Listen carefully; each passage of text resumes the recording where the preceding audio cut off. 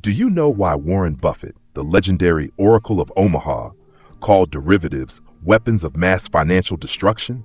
Listen, I'm going to tell you straight up a number that 99% of people have no idea about. The global derivatives market is currently valued at $1,000 trillion. Can you imagine how massive this number is? It's 10 times the total GDP of the entire world. Imagine playing a video game where the total money in the game is 10 times all the real money on Earth. Sounds insane, right? But that's exactly the reality of the financial system we're living in. The questions we need to ask are, who created this ticking time bomb? Why is it so dangerous? And most importantly, who will bear the damage when it explodes? Today, I'm going to reveal the hidden truths that the financial elite don't want you to know about derivatives, the weapon they've been using to drain wealth from your pockets. After reading this, you'll understand why the 2008 crisis happened, why big banks can still make massive profits while ordinary people lose their homes and cars, and most crucially, how to protect yourself from this weapon of mass destruction. Derivatives, also known as financial instruments, are basically betting contracts. That's right, you heard correctly. These are contracts whose value is derived from another underlying asset. But don't let the fancy name complex financial instrument fool you. The essence is simple. Imagine you're betting on whether Bitcoin's price will go up or down in the next 30 days. You don't need to buy actual Bitcoin, just sign a betting contract with someone else. That's exactly what a derivative is. Sounds harmless, right? But that's just the tip of the iceberg. There are four main types of weapons you need to know about. First are futures, contracts that commit to buying or selling an asset at a future point in time. For example, a contract to buy 1,000 barrels of oil at $80 per barrel in December. The risk here is if oil drops to $40, you still have to buy at $80. Second are options, which give you the right but not the obligation to buy or sell an asset at a specific price. It's like insurance for your investment, but the insurance premium can cost 10 to 20% of the asset's value. Third are swaps, allowing the exchange of cash flows between two parties, most commonly interest rate swaps. The risk is if one party defaults, the other bears all the losses. Finally, credit default swaps, or CDS, insurance for bonds and debts. This was the main culprit behind the 2008 crisis because it created a domino effect when large institutions collapsed. Why are they so dangerous? Here's the most important thing they don't want you to know. Derivatives allow you to bet with money that's 10, 100, even 1,000 times what you actually have. Imagine having $1,000, but being able to bet $100,000. If you win, you get rich quick. But if you lose, you don't just lose $1,000. You owe an additional $99,000. When a large institution uses derivatives and runs into trouble, they don't just collapse themselves, but drag dozens or hundreds of other institutions down with them. That's exactly why Warren Buffett calls them weapons of mass destruction. Now let me expose the role of derivatives in the 2008 crisis. The story begins with subprime loans. From 2004 to 2007, American banks lent money for home purchases to people who couldn't afford to repay them. Why did they dare to do this? The answer lies in derivatives. First step, they created debt bombs by lending to poor people to buy houses with initially low interest rates that later skyrocketed to unpayable levels. Second step, they packaged these debt bombs into candy by bundling all these bad debts together and packaging them into products with fancy names, CDOs or collateralized debt obligations. Final step, they sold these toxic candies to banks, investment funds, and even pension funds worldwide. But that wasn't even the worst part. They also created credit default swaps, insurance contracts for these CDOs. What's the horrifying problem? With real insurance, you can only buy insurance for your own property. But with CDS, you can buy insurance for someone else's property. Imagine being able to buy insurance for your neighbor's house, and if their house burns down, you get the insurance money. What would happen? You'd have an incentive to burn down their house. That's exactly what happened with CDS. Hedge funds bought CDS for CDOs they knew would collapse, then waited to harvest the profits. When the U.S. housing market collapsed in late 2007, a horrifying domino effect occurred. Lehman Brothers, the fourth largest investment bank in America, collapsed with $613 billion in debt. AIG, America's largest insurance company, had to be bailed out by the government with $182 billion. Bear Stearns was sold off at just 1/10 of its real value. But here's what they don't tell you. These institutions didn't collapse because they lent too much, but because they participated in the derivatives market with massive leverage. In 2008, the total value of derivatives held by major banks was terrifying. JP Morgan Chase, 87 trillion, Citigroup, 54 trillion, Bank of America, 40 trillion. These numbers were many times their actual total assets. They were playing with fire using money they didn't even have. When talking about derivatives, we can't ignore hedge funds, the sharks of financial markets. Hedge funds are investment funds for the ultra-wealthy, with minimum investments starting at $1 million. They use every trick in the book to make profits, including tactics that ordinary investors aren't allowed to use. Their main strategy is called short and distort. First, they analyze and find targets using massive analytical teams to identify companies, countries, or markets with weaknesses. Next, they build massive short positions using derivatives to bet that asset prices will fall, with leverage that can reach 1/1000. Then they attack and create panic by hiring PR firms to spread negative news, using bots to create bad sentiment on social media, coordinating with media to amplify bad news. Finally, when prices collapse, they close their positions and reap massive profits. The story of George Soros and the British pound is a perfect example.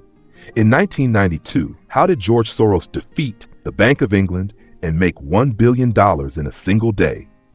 The context was that Britain joined the European exchange rate mechanism, committing to keep the pound at a fixed rate against the Deutsche Mark.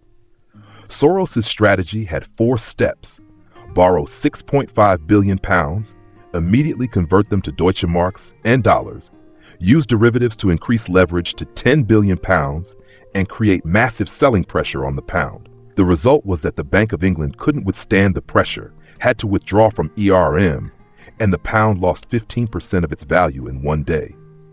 Soros pocketed $1 billion while British citizens suffered tens of billions in losses. They also manipulated the oil market. In 2008, when oil prices skyrocketed to $147 per barrel, many people thought it was due to supply shortages. But the truth is, according to reports from the U.S. Commodity Futures Trading Commission, up to 71% of oil market trading came from speculative funds, not actual producers or consumers. They used derivatives to create massive artificial demand, driving oil prices to insane levels. The result? People worldwide had to pay expensive gas prices while hedge funds reaped enormous profits. The pump and dump strategy using derivatives works in 2 clear phases. The pump phase, inflating prices by buying futures with high leverage to create artificial demand, hiring media to spread positive news, creating FOMO among retail investors. The dump phase, selling off by quietly closing long positions, opening short positions with even higher leverage, spreading negative news to create panic selling. The result is retail investors buy at the top and sell at the bottom. Hedge funds profit from both directions. Why did Warren Buffett call derivatives weapons of destruction?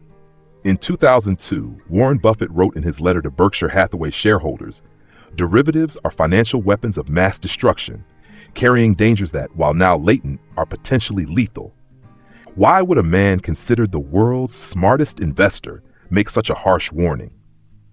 The first reason is unlimited leverage. In traditional investing, if you have $100 million, you can invest at most $100 million, with maximum losses of $100 million.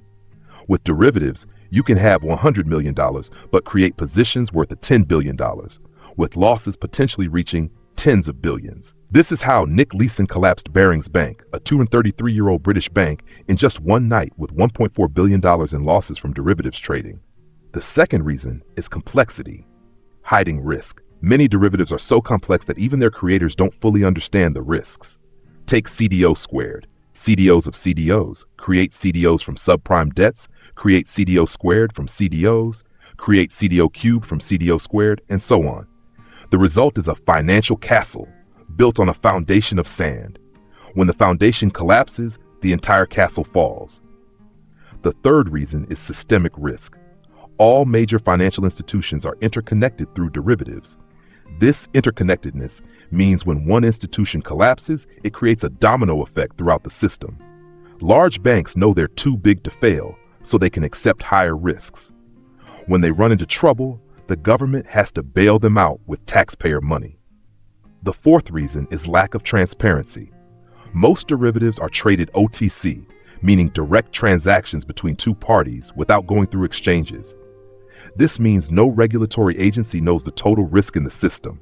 There's no guarantee mechanism when one party defaults. Information isn't transparent, creating conditions for manipulation. The story of AIG and the Black Swan is clear proof. American International Group was once the world's largest insurance company. They believed a comprehensive U.S. housing crisis was a black swan event with near zero probability of occurring. Based on this belief, they sold hundreds of billions of dollars in credit default swaps without reserving enough money to pay when risks materialized. The result?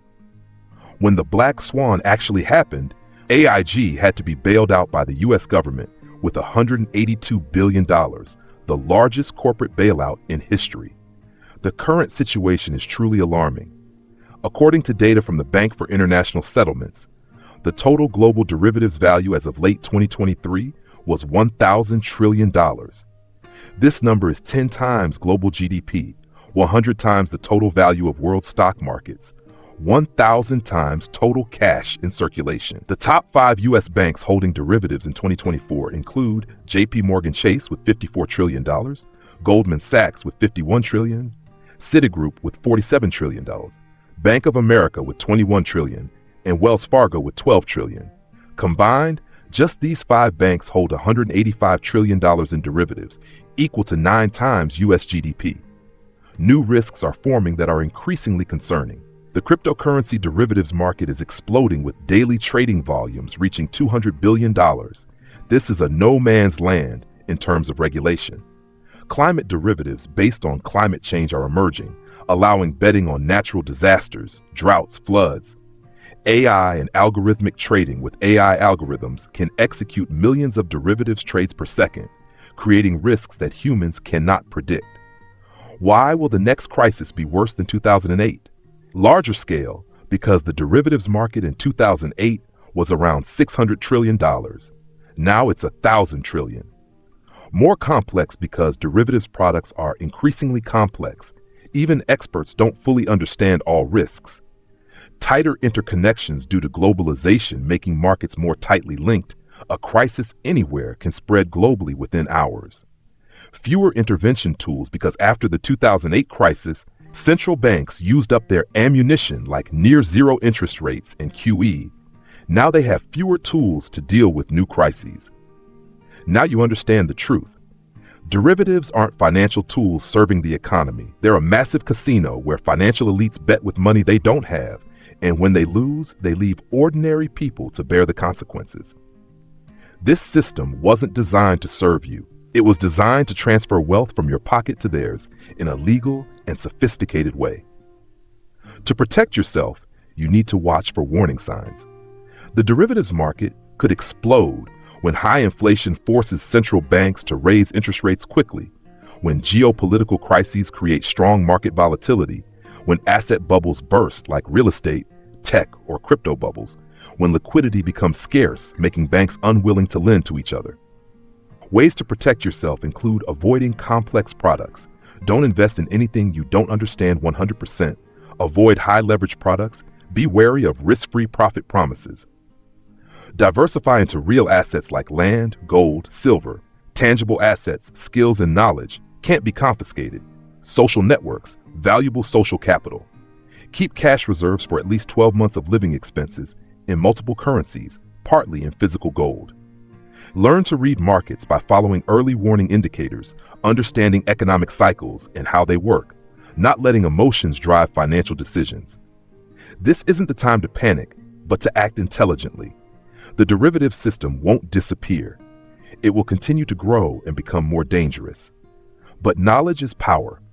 When you understand how this casino operates, you can avoid the traps they set, protect your assets from crises, and even potentially take advantage of opportunities in volatility.